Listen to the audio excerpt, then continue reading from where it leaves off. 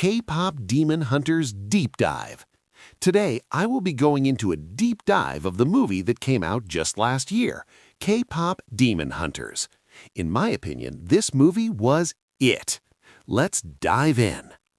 The why. Now, I must say, this movie was such a good one. Like, even I fell in love with it and its catchy songs. The why is really simple. Netflix never announced that they were doing this little movie. It just came out of nowhere. And not only that, but it was actually really good. They hit every note of perfection in this movie, from its actors' attractive voices and dance moves to the catchy songs that are being played on replay in our minds. This was definitely pointed towards the kids in our generation, and might I say, everyone was and still is talking about this movie. Now, many people may not like it because of the title, but despite the title, it really has real-life problems that teens have every day, like acceptance, anxiety, trying to change yourself. It's all in this movie. Rumi, the main character in this movie. We see her point of view very often, and in the first 6 minutes of the movie, you can already see her determination to seal the Han Moon and send out music for her adoring fans. She might seem all sweet and nice in the first few minutes of the movie, but as you dig deeper within, we find out her big secret. Her father was a demon while her mother was a hunter. That's why Rumi is a hunter, because her mother was a hunter. The hunters are keeping the demons out of their world.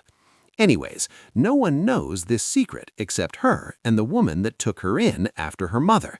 Because her father was a demon, she has the same marks as the demons, making her friends believe that she is one of them once they find out. Her determination is now questioned whether this really was to seal the Han Moon, or was it to get rid of her marks. Either way, her marks never really went away.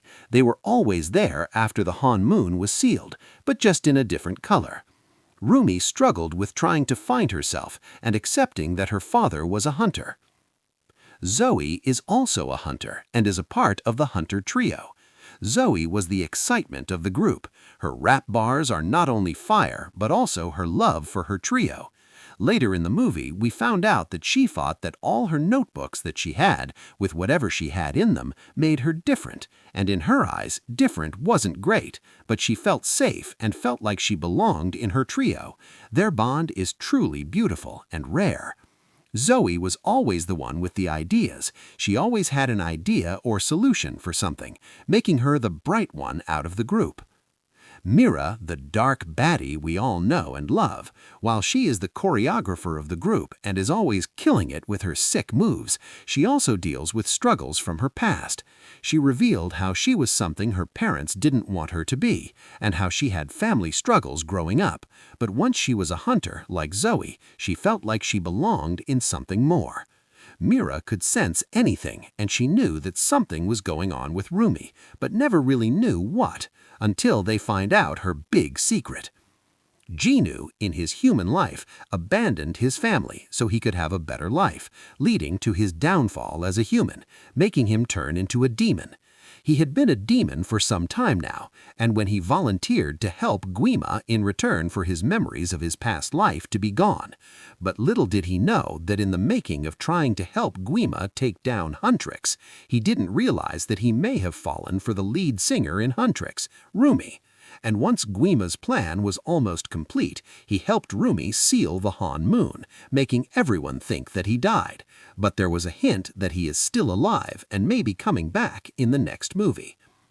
The Saga Boys, while they aren't the main characters and mainly serve Guima as demons, there were little hints that some of them, like Baby Saja, could have steered clear of the fight and still be alive in the human world. Maybe, maybe not. No one really knows for sure. Guima, the leader of all the demons, had been sending demons into the human world for some time now, stealing souls, but Huntrix was growing stronger and stronger, meaning his plans for taking over the human world were getting slimmer by the minute, that is, until he sent Genu and the Saja boys to help his plan. Even though it was a smart move, it ended up failing, sending Guima back to the demon world. Now, may I say, I have a theory, And that theory is that there is something more spiritual going on in this movie, because it honestly aligns with how the world is in today's world, with demons, people selling their souls, etc. No one knows for sure, and of course it's just a theory, but let me know what you think in the comments. Until next time, loves.